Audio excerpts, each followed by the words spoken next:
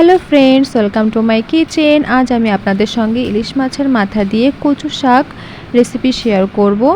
তো এর জন্য আমি কিছু কচু পাতা বেশ খানিকটা নুন দিয়ে জলে সিদ্ধ করতে রেখে দিয়েছি। এটা 10 মিনিটের মতন আমি ঢেকে সিদ্ধ করে নেব। এখানে কচুর যে ডাঁটিগুলো থাকে সেগুলো পাওয়া যায় না, শুধু কচুর পাতাই পাওয়া যায়। এজন্য আমি শুধু কচুর পাতা দিয়ে রান্না করব। আপনারা চাইলে ডাঁটিওয়ালা কচু শাক দিয়ে রান্না করতে পারেন। দেখুন কচু শাকটা একদম সিদ্ধ হয়ে গেছে, তো ওটা আমি একটা চালিতেই জল ঝরাতে রেখে দেব।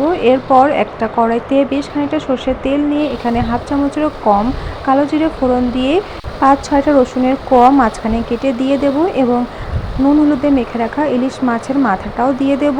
ইলিশ মাছের মাথাটা বেশ ভালো করে এপিট ওপিট করে ভেজে নিতে হবে। আপনারা চাইলে রসুনটা স্কিপ করতে পারেন, কিন্তু রসুনটা দিলে দেখবেন অনেক বেশি টেস্টি লাগে। মাথাটা আমার দু সাইডে বেশ ভালো করে ভেজে নেওয়া হয়ে গেছে। মাথাটা আমি একটু ভেঙে ভেঙে দেব। দেখুন আমি কিছু কাঁচা লঙ্কাও দিয়ে দিয়েছি। এখানে আমি একটু বেশি পরিমাণে কাঁচা লঙ্কা দিয়েছি, কারণ কচুর সঙ্গে একটু ঝাল ঝাল হলে বেশ ভালো লাগে খেতে।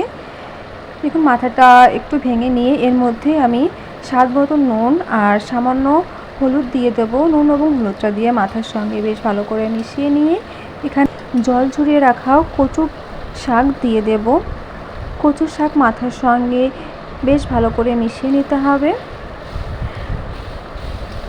এভাবে একটা খুন্তির সাহায্যে হালকা প্রেস করে করে মাথার সঙ্গে মিশিয়ে নিতে হবে। প্রায় 2 মিনিট ধরে এভাবে মাথার সঙ্গে কচু শাকটা মিশিয়ে নিতে হবে।